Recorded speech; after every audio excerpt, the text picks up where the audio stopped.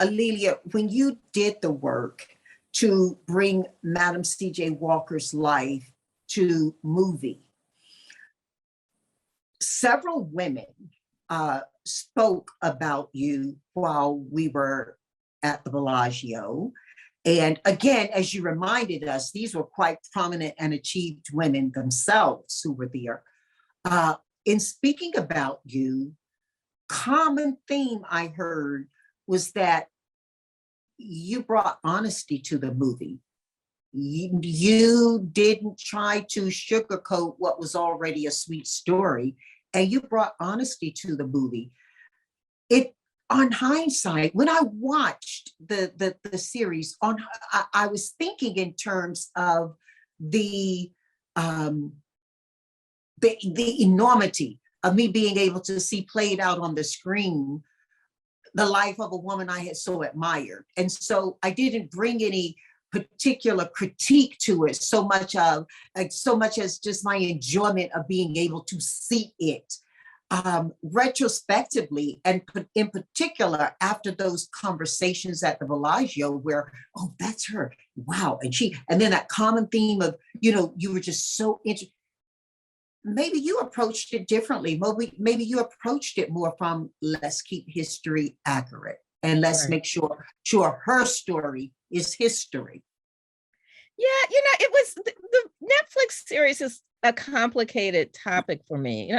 It was very entertaining. Octavia Spencer was great, and whenever I would see her in scenes and she just sort of filled up the screen, for me, she embodied the dignity of Madam Walker. I particularly loved the scene in the marketplace where she's trying to convince women, try this, here's our hair is our power, she said.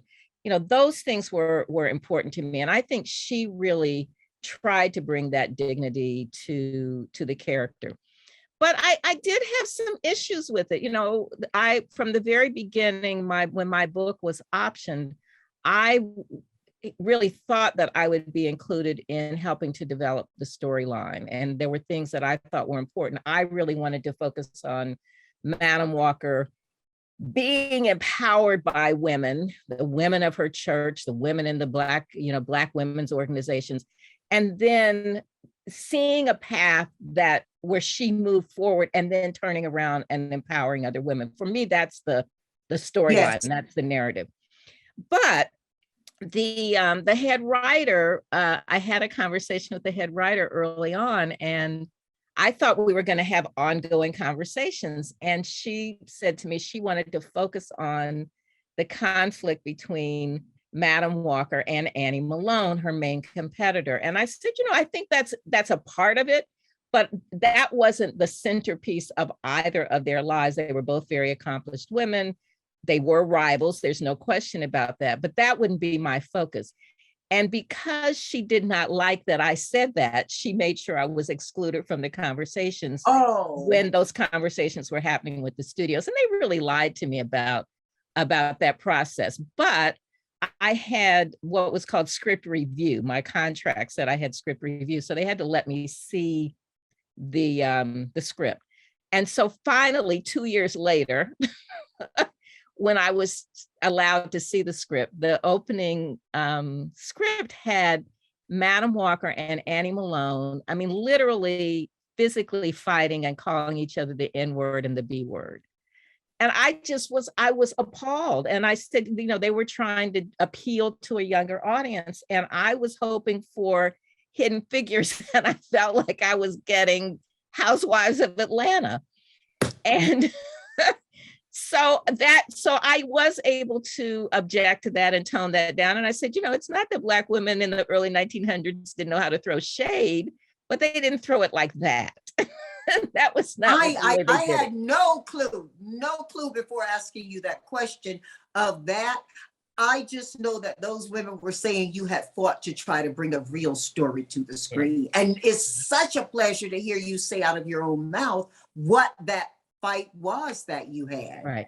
No, it was the fight. And at the same time, I've written some articles about it. At the same time, it's complicated because I was really, having worked in television for 30 years, but I was, nonfiction news versus Hollywood. I know the importance of a premiere and what that means. And so I was really very reluctant to speak out before the show went on. And the very first week it was the number one show on Netflix.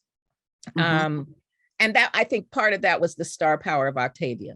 And because it was, I helped make it that, and it was thank you very much, Madam C.J. Walker. Right, the star power, Madam C.J. Walker. But then people who knew some of the details of the story, they started kind of picking at it, and I just thought, the same things that I said to the producers. This is going to be a problem, and I'm trying to let you know because I know this story really, really well. And they kind of dismissed that. And but those were the things where there was objection. Now, having said that, we're now 2 years later, and a lot more people know Madam Walker's name, and that's a good thing. But Janice, I'm working on other things. I mean, if you're in business, if you live your life, some things don't go exactly the way you want them to go, but you try to figure out, what is it that I can take from this? And what do I learn for the next project? So I'm working on some other things. And the book that I'm almost finished with is a biography on Madam Walker's daughter, who was totally misportrayed in the film. It was like, oh God, it just gives me a headache thinking about it.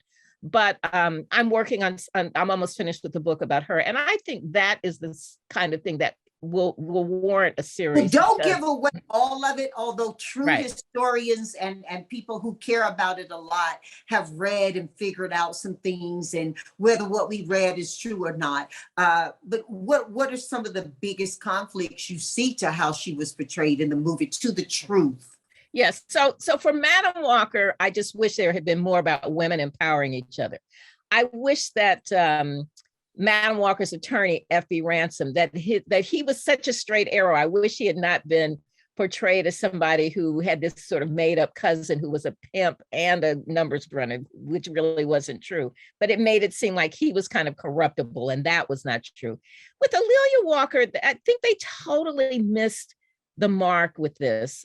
She was a really dignified person, and they had her not being able to sing. Though Alberta Hunter, when I interviewed her, told me that she had a great singing voice. She was very much a patron of the arts, and she did not have a girlfriend named Esther. And the real story is that she and her mother had a conflict over two boyfriends, both doctors, both handsome. One was kind of a bad boy, one was a really good guy, and of course she was more in love with the bad boy. And for me, that's a much more interesting story than an entirely fabricated girlfriend. A relevant one to a lot of women today who it's classic. Well, I can hardly wait for you to finish this work you're engaged in now. How are we going to get to enjoy it, and how soon? So I'm almost finished. I'm editing the last 7 chapters of the book. And, editing takes a really long time, but I'm almost there. So it should be out next year. Oh, I'm so looking forward to it. When you think about all the notable people in your family, including yourself, and all the people you met who are, considered to be quite important in the world theme of things.